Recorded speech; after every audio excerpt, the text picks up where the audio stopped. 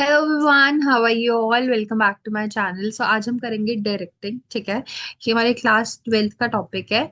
सो directing क्या है? Directing हमारे मैनेजमेंट के फंक्शन है। ठीक है, so let's do it. Directing का मतलब है डायरेक्शन प्रोवाइड करना, अपने एम्प्लॉयज को डायरेक्शन प्रोवाइड करना, उनको बताना कि किसके टुवर्ड्स जाना है, क्या काम करना है। ठीक है, इसमें लीडरशिप भी आ सकती है।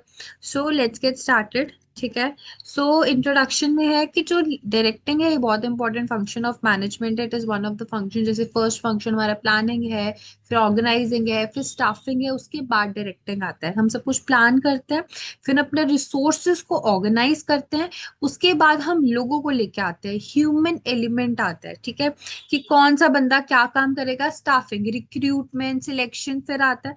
उसके बाद जो लोग हैं उनको डायरेक्शन प्रोवाइड करनी है कि क्या काम करना है, उनको ऑब्जेक्टिव के बारे में बताना। ठीक है, लीडरशिप प्रोवाइड करनी, उसके बाद कम्युनिकेट करना उनके साथ। ठीक है, so directing is all about that. So it deals with guiding, guidance provide करना है, मोटिवेट करना, लीडिंग, लीडर, उनको लीडरशिप लेके उनको लीड करना कि किस डायरेक्शन के टुवर्ड्स जाना है, सुपरवाइज करना है अपने एम्प्लॉयज को ताकि वो ऑर्गेनाइजेशनल गोल को अचीव कर सके। ठीक है, ऑल राइट। सो डायरेक्टिंग का मतलब ये है, it is a process of instructing. For example कि अगर आप एक टीम में देखो तो एक लीडर होता है, कैप्टन होता है। वो सारी टीम को लीड करता है, उनको इंस्ट्रक्शंस प्रोवाइड करता है, क्या काम करना क्या नहीं करना, इंस्पायर करता है, मोटिवेट करता है, गाइड करता है कि ये आपका पाथ है, इस पाथ पे कैसे चलना है, गाइडेंस प्रोवाइड करता है। सो ये काम किसको होता है? सुपरवाइजर को होता है, मैनेजर को होता है, लीडर को होता है। ठीक है, अपने एम्प्लॉयज को क्या करना? गाइड करना, to work efficiently towards the achievement of organizational objective. हमारा क्या काम है? ऑर्गेनाइजेशनल ऑब्जेक्टिव, जो हमारे पूरे ऑर्गेनाइजेशन का एक ऑब्जेक्टिव है, उसको अचीव करना, उसके टूवर्ड्स गाइडेंस प्रोवाइड करता है। कौन करता है? मैनेजर करता है। उसके बाद है डेफिनेशन ऑफ डायरेक्टिंग। ठीक है, या आप कोई भी डेफिनेशन कर सकते हो। Directing consists of process techniques that is utilized in issuing the instructions and making the certain that operations are carried out as per plan। जैसे हमने प्लानिंग करी है उसके हिसाब से जो भी हमारे ऑपरेशंस है, टेक्निक्स है, प्रोसेसेस है, उस चीजों को डायरेक्ट आउट करना, उस चीजों को समझाना, लोगों को गाइड करना एज पर द प्लान। किसको करना है? अपने एम्प्लॉयज को करना है, अपने सबॉर्डिनेट्स को करना है, जो काम कर रहे हैं हमारे अंडर, जो लीडर के अंडर काम कर रहे हैं, उनको सब कुछ डायरेक्ट आउट करना, उनको समझाना, डायरेक्शंस प्रोवाइड करना। ऑब्जेक्टिव्स क्या है डायरेक्टिंग के? इनिशिएट एक्शंस, एक्शन इनिशिएट करना, जो काम करना है उसको इनिशिएट करना, जो हमारा गोल है उसको अचीव करने के लिए यहीं से काम शुरू होता है, डायरेक्टिंग से। स्टाफिंग तक तो हम रिक्रूट कर रहे हैं, सिलेक्ट करना है, अब ये ऐसा स्टेप आता है जहाँ पे हम काम करना शुरू करते हैं, यहाँ से एक्शन शुरू हो जाता है।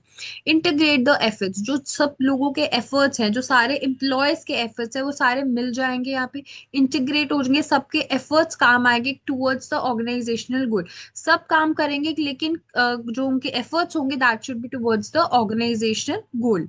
मोटिवेट द एम्प्लॉयज, अब डायरेक्टिंग का ये मतलब है डायरेक्शन प्रोवाइड करना और अपने एम्प्लॉयज को मोटिवेट करना, उनको मोटिवेट करना कि क्या काम करना है, कैसे काम करना है, मोटिवेटेड रखना ताकि वो डिमोटिवेट होके कंपनी छोड़ ना दे या काम ना करे, लेजी हो जाए, तो इसलिए उनको मोटिवेशन प्रोवाइड करना।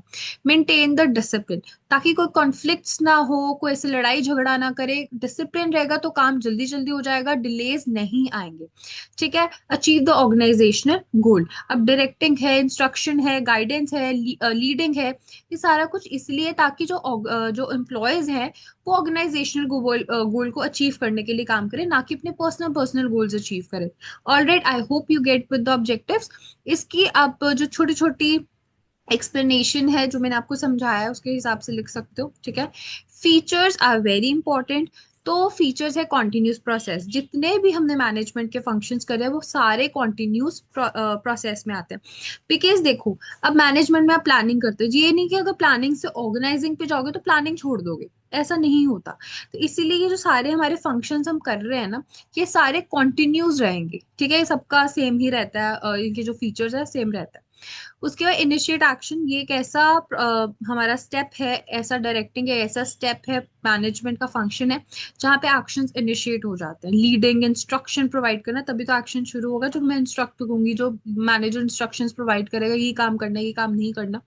Take place at every level, चाहे वो टॉप पे हो, मिडल पे हो, लो पे हो, हर लेवल पे डायरेक्टिंग होती है, हर लेवल पे प्लानिंग होती है, ऑर्गेनाइजिंग भी होती है। ठीक है। Pervasive function, that is universal function, किसी भी आप ऑर्गेनाइजेशन में चले जाओ, छोटी से छोटी, बड़ी से बड़ी इंस्ट्रक्शंस, गाइडेंस हर जगह आपको प्रोवाइड की जाएगी। ह्यूमन एलिमेंट इन्वॉल्व, यहाँ पे ह्यूमन एलिमेंट होता है, क्योंकि अगर आप इंस्ट्रक्शंस प्रोवाइड कर रहे हो तो आप किसी ह्यूमन को प्रोवाइड करोगे, गाइडेंस कर रहे हो ह्यूमन को दोगे, सुपरवाइज कर रहे हो, अगर आपके पास स्टाफ होगा तो सुपरवाइज करोगे। ठीक है। अब इसके जो फीचर्स है, मैंने इसको एक्सप्लेन करा हुआ है वन वन लाइन में, इजी है, आप ये भी लिख सकते हो, अपनी आपके बुक के लैंग्वेज के अकॉर्डिंग लिखना है वो भी लिख सकते हो। सो कॉन्टिन्यूस प्रोसेस है, manager have to guide, motivate, supervise employees at every level of work. हर स्टेप पे उनको मोटिवेट करना पड़ता है, गाइड करना पड़ता है, सुपरवाइज करना पड़ता है। किसको? एम्प्लॉयज को। कौन करता है? मैनेजर करता है। Initiate action, plan by guiding the employees to work towards the objective, यहाँ से हम अपने ऑब्जेक्टिव को अचीव करने के लिए एक्शंस लेने शुरू करते हैं।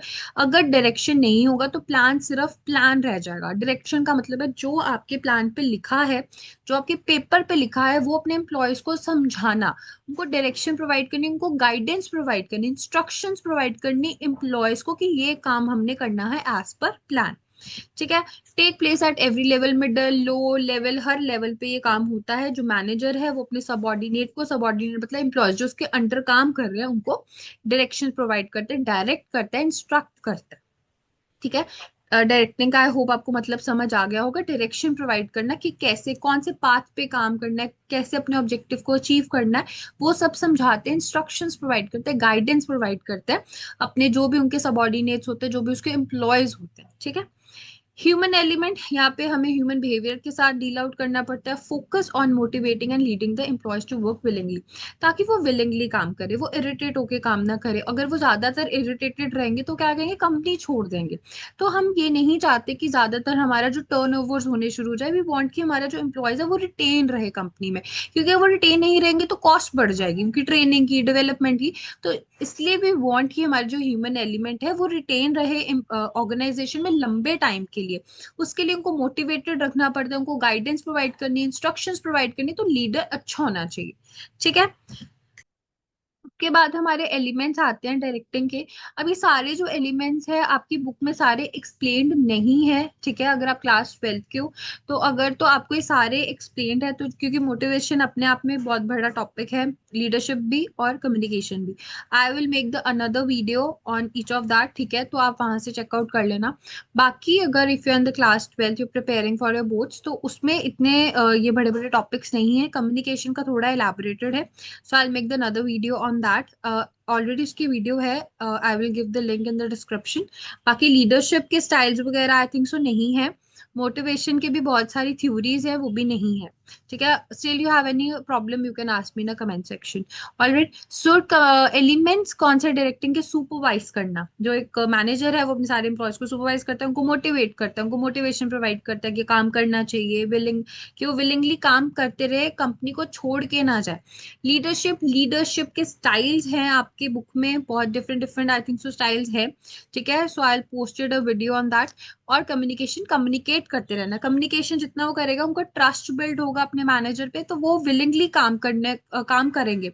अगर वो कम्युनिकेशन नहीं होगा, कम्युनिकेशन गैप होगा, तो एम्प्लॉयज के मन में बहुत कुछ होगा जो वो पूछ नहीं पाएंगे, जिसकी वजह से क्या होगा? ट्रस्ट बिल्ड नहीं होगा और एम्प्लॉय ज्यादा से ज्यादा ऑर्गेनाइजेशन को छोड़ के जाएंगे। ठीक है। Next we have the advantages. सबसे पहले एफिशिएंसी इंप्रूव होती है। कैसे इंप्रूव होती है? जब एक मैनेजर गाइड करता है, इंस्ट्रक्शन प्रोवाइड करता है, सारा काम मैनेजर अपने अकॉर्डिंगली करवाता है, ढंग से कराते हैं, तो अपने आप काम में एफिशिएंसी आती है। और जो मैनेजर है अगर वो डायरेक्टली कम्युनिकेट करता है अपने एम्प्लॉयज के साथ, तो एक ट्रस्ट बिल्ड होता है, ट्रस्ट, एक रिलेशन बिल्ड होता है, जिसकी वजह से जो काम है वो स्मूथली होता रहता है और एफिशिएंटली होता है। रिसोर्सेज वेस्ट नहीं होते हैं। रिसोर्सेज कब वेस्ट होता है? जब एम्प्लॉय जो है वो डीमोटिवेटेड है, वो ऑर्गेनाइजेशन को छोड़ के जा रहा है, कॉस्ट इंक्रीज हो जाती है, जो कंपनी है उसका रिटेंशन रेट कम हो जाता है, टर्नओवर बढ़ जाता है, तो अपने आप जो एफिशिएंसी है वो कम हो जाती है। ठीक है। मोटिवेट एम्प्लॉयज, अपने एम्प्लॉयज को मोटिवेटेड रखना ताकि वो विलिंगली काम करते रहें। मेंटेन द डिसिप्लिन, डिसिप्लिन रखना ताकि कॉन्फ्लिक्ट्स ना हो, कुछ खराबी ना हो और डिलेज ना हो, आराम से काम होते रहे। क्रिएट द कोऑर्डिनेशन, जो भी एम्प्लॉयज का काम है, जो भी सारे एम्प्लॉयज हैं वो आपस में कोऑर्डिनेटेड रहे, उनका काम ढंग से होता रहे। अगर वो कोऑर्डिनेटेड नहीं रहेंगे तो एक तो रिसोर्सेज वेस्ट होंगे, उनके कॉन्फ्लिक्ट्स आना शुरू हो जाएंगे। कम्युनिकेशन होनी चाहिए, अगर कम्युनिकेशन है तो कोऑर्डिनेशन बना रहेगा, अगर कम्युनिकेशन नहीं है तो क्या होगा, आपस में कोऑर्डिनेटेड नहीं रहेंगे, आपस में कोऑर्डिनेशन नहीं बना रहेगा। So there should be a communication ताकि कोऑर्डिनेशन बना रहे। और डायरेक्टिंग कोऑर्डिनेशन को बनाकर रखता है। अचीव द ऑर्गेनाइजेशनल गोल, अब सबसे बड़ा एडवांटेज तो हर एक फंक्शन का यही है कि वो ऑर्गेनाइजेशनल गोल को अचीव करता है, क्योंकि यहाँ पर क्या रहता है, हमारा एक्शंस शुरू हो जाते हैं। जब एक्शंस होंगे तो हम अपने गोल को अचीव करने के लिए कुछ एक्शन कर रहे हैं। जो पेपर पे प्लान था वो पेपर से हट के क्या आ गया, रियल लाइफ में आ गया। तो जब वो अच्छे से होगा, प्रैक्टिस होगा, लाइन बाय लाइन जाएगा, तो भी क्या होगा, ऑर्गेनाइजेशन गोल अचीव होगा। अदरवाइज वो स्टिल पेपर पे रह जाएगा कि ये हमारा गोल है अचीव करना। अगर मुझे अपनी सेल बढ़ानी है तो अगर तक मैं कोई एक्शन नहीं लूंगी तो सेल नहीं बढ़ेगी। और सेल कैसे बढ़ेगी, जब सारे लोग आपस में कोऑर्डिनेटेड रहेंगे, कोई कॉन्फ्लिक्ट्स नहीं होगा, सारे ढंग से एक दूसरे के साथ बात कर रहे हैं, काम कर रहे हैं, कोई मिसअंडरस्टैंडिंग नहीं है, तभी जो है हमारा जो ऑर्गेनाइजेशनल गोल है वो अचीव होगा। ठीक है। सो इसकी थोड़ी थोड़ी एक्सप्लेनेशन है, जैसे improve efficiency, proper guidance, supervision, supervise करता है जो हमारा मैनेजर है, तो एम्प्लॉयज जो है काम अच्छे से करते हैं, इफेक्टिवली करते हैं, एफिशिएंटली करते हैं काम, एक तो टाइम पे हो जाता है और रिसोर्सेज वेस्ट नहीं होते। रिसोर्सेज वेस्ट नहीं होंगे तो कॉस्ट इंक्रीज नहीं होगी, कॉस्ट इंक्रीज नहीं होगी तो जो प्रॉफिट है वो मेंटेन रहेंगे। मोटिवेशन, डायरेक्टिंग हेल्प करता है मोटिवेट करने के लिए अपने एम्प्लॉयज को by fulfilling their needs and encouraging the better performance. अब मोटिवेशन क्या करता है, परफॉर्मेंस बेटर इंकरेज करता है, क्योंकि मोटिवेट करेगा। अगर एम्प्लॉय मोटिवेटेड है, अपने विलिंगली काम कर रहा है, तो वो अच्छे ढंग से काम करेगा, उसकी परफॉर्मेंस अच्छी होगी। लेकिन जितना वो डिमोटिवेटेड होकर काम करेगा तो काम गलत करेगा, डिलेस करेगा, कंफ्यूज रहेगा। ठीक है। Next we have the disadvantages, resistance to change. ठीक है। Next is the miscommunication, communication नहीं हो रही तो मिसकम्युनिकेशन होगी। Over dependence on the manager, अगर सारा टाइम मैनेजर आपको इंस्ट्रक्ट करते रहेगा तो you are totally dependent on the manager. छोटा सा काम करने के लिए भी you will ask the manager, तो इसीलिए डायरेक्टिंग का थोड़ा बहुत डिसएडवांटेजेस भी है। कॉस्टली प्रोसेस, क्योंकि मैनेजर जो सा ही सुपरवाइजिंग द एम्प्लॉयज, अब वो 100 एम्प्लॉयज को तो सुपरवाइज नहीं कर सकता, उसके अंडर 10 एम्प्लॉयज होंगे, 15 एम्प्लॉयज होंगे, तो इसलिए मैनेजर बढ़ते रहेंगे, मैनेजर की जो सैलरी है वो बढ़ती रहेगी, इस चीज से वो कॉस्टली हो जाएगा। ठीक है। कुछ कुछ डिसएडवांटेजेस एक्सप्लेन करें। रेजिस्टेंस टू चेंज, एम्प्लॉयज में resist instruction due to fear of change and misunderstanding of the employees decision. जो एम्प्लॉयज है वो रेजिस्ट कर सकते हैं, मना कर सकते हैं इंस्ट्रक्शंस। ठीक है। जो एम्प्लॉयज, जो मैनेजर की इंस्ट्रक्शन है उसको रेजिस्ट कर सकते हैं due to fear of change, की we don't want to change, और मिसअंडरस्टैंडिंग बढ़ सकती है। ठीक है। जो भी डिसीजन है उसमें मिसअंडरस्टैंडिंग बढ़ सकती है, कम्युनिकेशन में प्रॉब्लम आ सकती है, मिसकम्युनिकेशन हो सकती है। कॉस्टली प्रोसेस, ही कॉस्टली रहता है क्योंकि ट्रेनिंग प्रोवाइड करनी पड़ती है, मोटिवेशन प्रोग्राम्स होते हैं, जो हमारे मोटिवेशन के वो रहते हैं, थ्योरीज रहती है, तो उसमें भी ये थोड़े थोड़े प्रोग्राम्स है, जैसे बहुत बहुत सारे ऑर्गेनाइजेशन में प्रोग्राम्स होते हैं मोटिवेशन के, तो वो प्रोग्राम्स पे कॉस्ट लगती है, तो वो इसलिए भी कॉस्टली हो जाता है। और सुपरविजन विच में इंक्रीज द कॉस्ट। अब ये सारी चीजें अपने एम्प्लॉयज को ट्रेनिंग प्रोवाइड करनी, अगर हम उनको ट्रेनिंग प्रोवाइड करेंगे तभी वो मोटिवेटेड, इनको को सारा काम आता होगा, तो जिस वजह से कॉस्ट इंक्रीज होती रहेगी, उनको सुपरवाइज करने में भी कॉस्ट लगेगी, उनको मोटिवेट रखने में भी कॉस्ट लगेगी, क्योंकि प्रोग्राम्स हम कंडक्ट आउट कर रहे हैं, तो इसलिए थोड़ा कॉस्टलियर प्रोसेस रहता है। सो बाकी जो इसके डिसएडवांटेजेस हैं, आई थिंक सो वो इजी हैं, इसलिए मैंने एक्सप्लेन नहीं करे, जो मुझे लगा था वो मैंने एक्सप्लेन कर दिया। मिसकम्युनिकेशन, अगर आपस में एम्प्लॉयज कम्युनिकेट नहीं कर रहे, so there should be a miscommunication. उनको ऐसा लग सकता है कि different different theories, different different perceptions हो सकते हैं जो एम्प्लॉय है उसको मैनेजर के बारे में, तो इसलिए मिसकम्युनिकेशन रह सकता है डायरेक्टिंग में। उसके बाद ओवर डिपेंडेंसी और मैनेजर, मैंने आपको बताया कि जब ज्यादातर जो एम्प्लॉयज, जो मैनेजर है हमें इंस्ट्रक्शंस प्रोवाइड करेगा, गाइडेंस प्रोवाइड करेगा, तो क्या होगा, हम टोटली मैनेजर पे डिपेंड हो जाएंगे। स्टिल अगर कोई क्वेरी होगी, you can ask me in the comment section, तो मैं आपको पूरी एक्सप्लेनेशन भेज दूंगी। सो डायरेक्टिंग बहुत इंपॉर्टेंट फंक्शन है, ये इंश्योर करता है कि इफेक्टिव जो भी अपने प्लान कॉपी पे बनाया, पेज पे बनाया, वो टोटली इम्प्लीमेंट हो जाए हमारी रियल लाइफ में। गाइडेंस, लीडरशिप, मोटिवेशन और कम्युनिकेशन, जो भी हमने एलिमेंट्स पढ़े चार, उसके थ्रू मेरा सारा का सारा प्लान है वो प्रॉपरली रियल लाइफ में इम्प्लीमेंट हो जाए। So directing is way more important. ठीक है। So subscribe me for, I hope you get it. ठीक है, डायरेक्टिंग इजी है। इसका पार्ट 2 भी आएगा जिसमें मैं कम्युनिकेशन के सारे स्टाइल्स एक्सप्लेन करूंगी, लीडरशिप के भी एक्सप्लेन करूंगी। So I hope you get it. Subscribe to my channel and thank you for watching. All the best for your exams and I will see you tomorrow with the next video. Thank you.